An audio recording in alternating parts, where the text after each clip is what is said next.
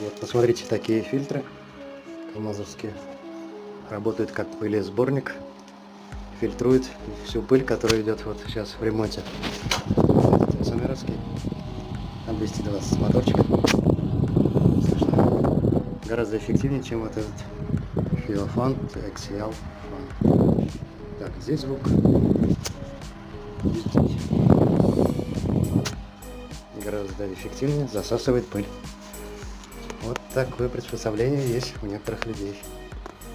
Рекомендую. Так вот выглядит новый фильтр.